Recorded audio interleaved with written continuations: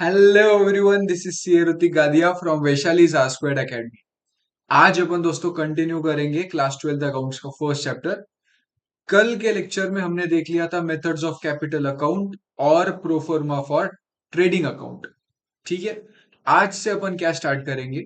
आज से अपन स्टार्ट करेंगे proforma for profit and loss account आज देखना है, और बैलेंस शीट। आज दो ही काम करने हैं बस। प्रॉफिट एंड लॉस अकाउंट कैसे बनता है, क्या क्या आता है डेबिट में, क्या क्रेडिट में आता है, और बैलेंस शीट के एसेट साइड पे और लायबिलिटी साइड पे क्या क्या आता है। दो ही बातें आज करनी है बस, ठीक है।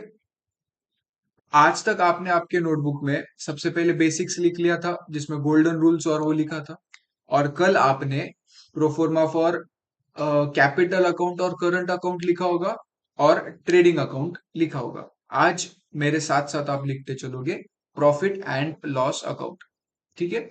तो प्रॉफिट एंड लॉस अकाउंट की शुरुआत करने के लिए आप हेडिंग दोगे profit and loss account for the year ended. For the year ended same हमने किया था ट्रेडिंग अकाउंट के साथ। वहां पे भी हमने लिखा था trading account for the year ended 31 मार्च, और जो भी ईयर होगा, ठीक है। सिमिलरली यहाँ पे भी आप डेबिट और क्रेडिट लिख दोगे। लेफ्ट साइड वाला डेबिट रहेगा और राइट साइड वाला क्रेडिट रहेगा। कॉलम्स भी यहाँ पर सेम बनेंगे, particulars amount amount, particulars amount amount. Almost सारी की बात सेम रहेगी ट्रेडिंग अकाउंट और प्रॉफिट एंड लॉस अकाउंट की, बस नाम चेंज हो जाएगा, ठीक है।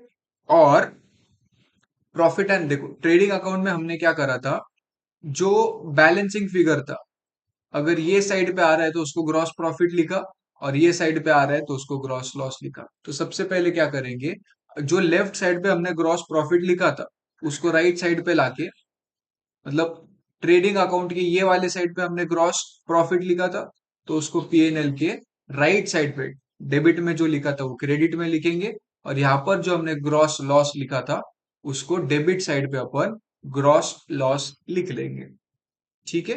पहला स्टेप एकदम आसान है। जो आपको ग्रॉस प्रॉफिट या ग्रॉस लॉस जो भी हुआ था, ग्रॉस प्रॉफिट या ग्रॉस लॉस जो भी हुआ था, उसको आप ट्रेडिंग अकाउंट से प्रॉफिट एंड लॉस अकाउंट में लेके आएंगे। अगर बैलेंसिंग फिगर डेबिट साइड पे थी, ग्रॉस प्रॉफिट लिखा था, उसको क्रेडिट साइड पे ग्रॉस प्रॉफिट लिखेंगे। और अगर बैलेंसिंग फिगर ग्रॉस लॉस था, जो हमने क्रेडिट साइड पे लिखा था, तो उसको डेबिट साइड पे लेके आएंगे। एकदम आसान। नेक्स्ट स्टेप क्या होगा, अब धीरे धीरे अपन क्या करते चलेंगे, इसके आगे अपन जो भी है वो सारे के सारे इनडायरेक्ट एक्सपेंसेस, सारे के सारे इनडायरेक्ट एक्सपेंसेस लिखेंगे। कल हमने देखा था डायरेक्ट एक्सपेंस लिखते थे अपन ट्रेडिंग अकाउंट के डेबिट साइड पे, पीएनएल अकाउंट के डेबिट साइड पे अपन क्या लिखेंगे, इनडायरेक्ट। डायरेक्ट एक्सपेंसेस का मतलब क्या, डायरेक्टली परचेस और सेल से रिलेटेड के खर्चे, डायरेक्टली परचेस से रिलेटेड के खर्चे। इनडायरेक्ट एक्सपेंसेस में क्या आता है, बाकी के खर्चे, जैसे कि सैलरी पे करा या रेंट पे किया मैंने ऑफिस का, ऑफिस में जो एसेट्स है उधर का डेप्रिसिएशन, ये सारी चीजें इनडायरेक्ट एक्सपेंसेस में आती है। तो सारी की सारी इनडायरेक्ट एक्सपेंसेस की लिस्ट पीएनएल डेबिट में आएगी, जिसमें से सबसे पहला क्या आएगा, टू सैलरीज। चाहे सैलरी सिर्फ लिखा हो या सैलरीज एंड वेजेस लिखा हो, दोनों की दोनों चीजें कहां पर आने वाली है, प्रॉफिट एंड लॉस अकाउंट के डेबिट साइड पे। नेक्स्ट अमाउंट आएगा टू इंश्योरेंस। इंश्योरेंस, ये इंश्योरेंस पार्टनर्स का नहीं होना चाहिए। ये इंश्योरेंस हो सकता है मैंने गाड़ी का लिया हो, कोई भी एसेट का फर्नीचर है, स्टॉक का फर्नीचर है, स्टॉक का इंश्योरेंस है, एसेट्स का इंश्योरेंस है। तो जो भी ये वाले इंश्योरेंस रहेंगे, वो इंश्योरेंस प्रीमियम जो भी मैं पे करूंगा वो खर्चा होता है फर्म का। तो जो भी इंश्योरेंस प्रीमियम पे करा होगा ये साल, वो ये साल के प्रॉफिट एंड लॉस अकाउंट में आ जाएगा। नेक्स्ट आएगा इलेक्ट्रिसिटी, ये भी खर्चा होता है। टेलीफोन पोस्टेज, पोस्टेज मतलब जो चिट्ठी लिखते अपन, तो चिट्ठी पे स्टैंप वैम्प लगाना पड़ता पोस्ट करने के लिए, तो वो पोस्टेज वगैरह का खर्चा यहीं पे आ जाएगा। प्रिंटिंग एंड स्टेशनरी, मैंने पेन खरीदे, वो 5 रुपए वाले, 10 रुपए वाले, 50 रुपए वाले पेन खरीदे, प्रिंटर का पेजेस खरीदे, कार्बन पेपर खरीदा, ये जो भी छोटा मोटा खर्चा रहता वो अपन प्रिंटिंग स्टेशनरी में डाल देते, ठीक है। नेक्स्ट आएगा डिप्रिसिएशन, ये बहुत ज्यादा इंपॉर्टेंट है। इसके ऊपर 11th स्टैंडर्ड में अलग से एक चैप्टर था, लेकिन वो चैप्टर भले ही आपको ना आता हो, इतना टेंशन लेने की बात नहीं है। 12th में डिप्रिसिएशन का क्या होता है, वो एक एडजस्टमेंट दे देते हैं कि जो भी अपने पास फिक्स्ड एसेट है, समझो कार, तो वो बोलेगा कार पे 10% डेप्रिसिएशन लगा दे, मशीनरी पे 5% डेप्रिसिएशन लगा दे। तो जो भी मशीनरी जितने अमाउंट की रहेगी उसका 5% करके ये यहाँ पर अपन अमाउंट लिख देंगे, एकदम आसान रहेगा। जितना परसेंटेज बोला है उतना परसेंटेज लगा देना है। एग्जैक्टली कैसे करेंगे ये अपन क्वेश्चन के साथ साथ देख लेंगे, ठीक है। तो याद रखना है, अभी डेप्रिसिएशन आएगा पीएनएल के डेबिट साइड पे। सैलरीज एंड वेजेस हो गया अब तक, insurance, electricity, telephone and postage, printing and stationery, depreciation. देखो ये क्या एक सीक्वेंस में याद नहीं करना है आपको, आपको बस समझते चलना है, धीरे धीरे धीरे धीरे समझते चलना है। बार बार जब आप गो थ्रू करोगे इसको तो अपने आप याद रह जाएगा। ट्रायल बैलेंस में आपको सारे अकाउंट्स दिए हुए रहते क्वेश्चन में, तो वहां से आपको बस बाइफरकेट करके लिखना है कि पीएनएल में कौन सा जाएगा, ट्रेडिंग में कौन सा जाएगा। तो अगर आप 2-3 बार पढ़ भी लोगे ना बस, तो आसानी से आइडेंटिफाई हो जाएगा, याद आ जाता है बराबर। मेरे साथ साथ बने रहो बस, और ये चीज लिखते चलना है आपने, ठीक है।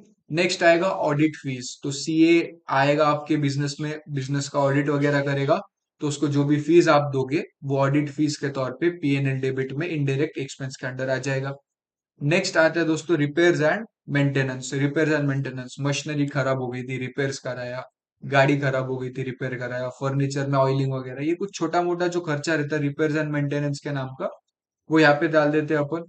नेक्स्ट आता है loss by fire, theft, accident. जो भी लॉस अगर हुआ है, जैसे हमने ट्रेडिंग अकाउंट के क्रेडिट साइड में देखा था गुड्स लॉस्ट बाय फायर, तो वहां पर अपन क्या लिखते हैं, गुड्स लॉस्ट बाय फायर, और यहाँ पर लिखा जाएगा लॉस बाय फायर। तो दो एंट्रीज जहाँ पे आने वाली, एक आएगा ट्रेडिंग क्रेडिट में, एक आएगा पीएनएल डेबिट में, जब भी गुड्स लॉस्ट बाय फायर या गुड्स लॉस्ट बाय थेफ्ट आएगा, ठीक है। एडजस्टमेंट्स में इसकी बात अपन फिर से कर लेंगे एक बार। बस अभी याद रखना है लॉस, अगर कोई चीज है मतलब एक्सपेंस ही है लॉस अपना, तो इसलिए पीएनएल डेबिट में आ गया। Goods distributed as free sample, अगला क्या है, goods distributed as free sample. फुकट में अगर गुड्स बांटे तो goods distributed as free sample, trading credit में आया था, पीएनएल डेबिट में भी आ गया। इसके जगह पे आप सीधा एडवर्टीजमेंट भी लिख सकते हो, ठीक है। आगे उसकी फिर से बात होने वाली है। नेक्स्ट, कमीशन गिवन और अलाउड। अगर मैंने किसी एजेंट हायर करा था, उसको अगर कोई कमीशन दिया है, तो वो कमीशन जो मैंने दिया है वो मेरा खर्चा है, तो पीएनएल के डेबिट पे आ जाएगा। चाहे कमीशन एजेंट को दो या पार्टनर को दो, वो पीएनएल डेबिट में आने वाले हैं। अगला, मैंने अगर सामान बेचा है और सामने वाले को डिस्काउंट दिया है मैंने, सेल पे जो डिस्काउंट आता है वो अपना खर्चा होता है, तो वो पीएनएल डेबिट पे आ जाएगा, सेल के टाइम पे जो खर्चा है, ठीक है। अगली बात, एडवर्टीजमेंट। एडवर्टीजमेंट रिलेटेड जो भी खर्चा है, बैनर छपवा है, न्यूज़पेपर में एडवर्टीजमेंट दी थी, या goods distributed as free sample, हर एक चीज आप ये एडवर्टीजमेंट में डाल दोगे। Next, carriage outward. कैरेज, देखो हमने ट्रेडिंग में देखा था कैरेज रहा या कैरेज इनवर्ड रहा, तो ट्रेडिंग डेबिट में आता है। अगर कैरेज आउटवर्ड है स्पेसिफिकली, मतलब सामान बाहर जा रहा है, तो बाहर जाते वक्त का खर्चा पीएनएल में आता है, परचेस करते वक्त का खर्चा ट्रेडिंग में आता है। तो कैरेज आउटवर्ड रहा, फ्रेट आउटवर्ड रहा, ये पीएनएल डेबिट में आ जाएगा। अगला सबसे इंपॉर्टेंट है बैड डेट्स। बैड डेट्स मतलब क्या, मैंने उधार में सामान बेचा था, और जो बंदा मुझे सामान के पैसे देने वाला था, जिसको अपन डेटर्स बोलते हैं, तो डेटर्स ने मुझे पैसा दिया ही नहीं, तो बैड डेट्स हो गए। तो जो मेरा पैसा डूब गया उसको बैड डेट्स बोलते हैं, और वो यहाँ पे पीएनएल डेबिट में आ जाएगा। हमने ड्यूटी की भी बात ट्रेडिंग अकाउंट में करी थी, वहां पे इंपोर्ट ड्यूटी था, यहाँ पर एक्सपोर्ट ड्यूटी है। इंपोर्ट मतलब खरीदते वक्त जो टैक्स भरा, वो इंपोर्ट ड्यूटी खरीदते वक्त का ट्रेडिंग में जाएगा। एक्सपोर्ट मतलब मैं बेच रहा हूं, तो बेचते वक्त का पीएनएल में जाएगा। नेक्स्ट, सन्ड्री या मिसलिनियस, जैसे छोटे मोटे जो एक्सेट्रा वाले खर्चे रहेंगे, तो वो भी पीएनएल डेबिट में आ जाएंगे। जनरल या ट्रेड एक्सपेंसेस जो भी है वो पीएनएल में आ जाएंगे। लीगल चार्जेस, लॉयर को फीस वगैरह कोई दी है, वो यहाँ पे आ जाएगा। बैंक चार्जेस, बैंक ने कोई कमीशन कट करा, चेक डिसऑनर हो गया था, उधर का चार्जेस, एसएमएस के चार्जेस, बैंक वगैरह बहुत सारे कट करते चलते हैं, तो वो भी यहाँ पे आ जाएगा। अगला है loss on sale of assets. मैंने मेरा एसेट, फिक्स्ड एसेट बेच डाला और बेचने पे लॉस हुआ, तो जो भी लॉस हुआ वो लॉस खर्चा ही है मेरा, इनडायरेक्ट एक्सपेंस है, तो उसको पीएनएल के डेबिट साइड पे लिख देंगे अपन। अगला है रेंट्स एंड रेट्स। रेंट और बाकी के टैक्सेस, रेंट के रिलेटेड टैक्सेस वगैरह जो रहते हैं वो यहाँ पे आ जाएगा। सेकेंडरी पैकिंग चार्जेस, कल हमने किटकैट का एग्जांपल लिया था। किटकैट के अंदर, मतलब रैपर के अंदर जो फॉइल होती है गोल्डन सिल्वर कलर की फॉइल, वो प्राइमरी पैकेजिंग चार्जेस होता है, वो ट्रेडिंग अकाउंट में जाएगा। लेकिन उस कैडबरी को अट्रैक्टिव करने के लिए किटकैट के ऊपर जो रेड कलर का जो रैपर लगाया जाता है वो सेकेंडरी पैकेजिंग होता है, वो इनडायरेक्ट एक्सपेंसेस है, वो प्रॉफिट एंड लॉस अकाउंट में आ जाएगा। ठीक है। अब बातें करते हैं अपन क्रेडिट साइड की। तो क्रेडिट साइड में सबसे पहले तो ग्रॉस प्रॉफिट आ चुका था। ठीक है, ग्रॉस प्रॉफिट के नीचे क्या आएगा, कमीशन रिसीव्ड। देखो ये साइड पे हमने कमीशन अलाउड लिखा है। अगर मैंने कमीशन दिया है किसी को तो मेरा खर्चा है, तो डेबिट पे आएगा। किसी ने मुझे कमीशन दिया है तो वो क्रेडिट में आ जाएगा, क्योंकि वो मेरा इनकम है। अगला डिस्काउंट रिसीव्ड, यहां पर क्या था, डिस्काउंट अलाउड। अगर मैंने किसी को डिस्काउंट दिया है तो डेबिट में, किसी ने मुझे अगर दिया है क्रेडिट में। मैंने अगर किसी को ब्याज दिया होता तो डेबिट में लिखा होता।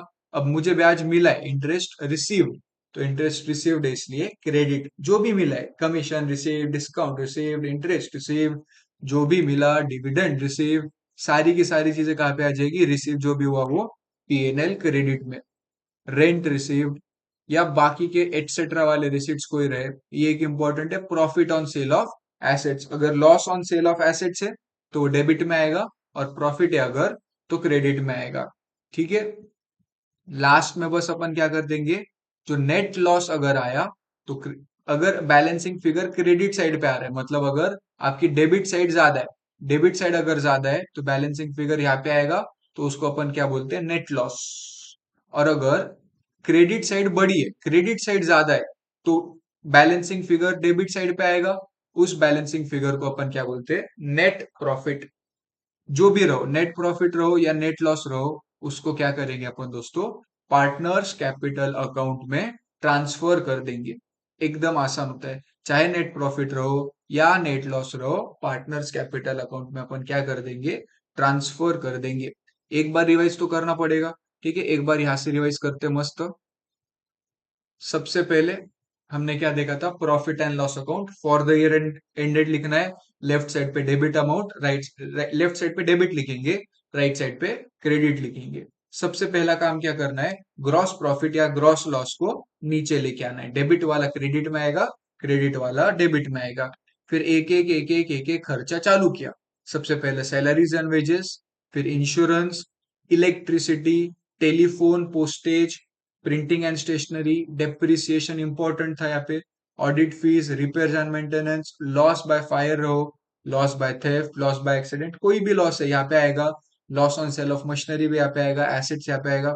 Goods distributed as free sample, commission given, commission allowed, discount allowed, advertisement का खर्चा, carriage outward, bad debts, export duty, sundry expenses, general trade expenses, legal charges, bank charges, loss on sale of asset, ये important था, ये वाला loss भी यहाँ पे आने वाला है। कोई रेंट पे किया है, सेकेंडरी पैकेजिंग चार्जेस, ये सारी चीजें यहाँ पे आएगी। इनकम में क्या क्या आने वाला है, जो भी चीज के आगे रिसीव्ड लिखा है, commission received, discount received, interest received, dividend received, rent received या सन्ड्री रिसीट्स जो भी है। और अलग से क्या था यहाँ पे, बस by profit on sale of assets. इसके बाद लास्ट में जो बैलेंसिंग फिगर है, अगर डेबिट साइड पे बैलेंसिंग फिगर आया, मतलब क्रेडिट साइड अगर ज्यादा है टोटल, डेबिट साइड की टोटल कम है, तो माइनस करके अमाउंट डेबिट पे ही लिखेंगे, छोटे साइड वाले पे अपन बैलेंसिंग फिगर लिखते, तो वो नेट प्रॉफिट आएगा। और अगर डेबिट साइड बड़ी है आपकी, क्रेडिट साइड छोटी है आपकी, तो आप नेट लॉस लिखोगे आप। ठीक है। अगले वीडियो में दोस्तों अपन सीखेंगे बैलेंस शीट का फॉर्मेट।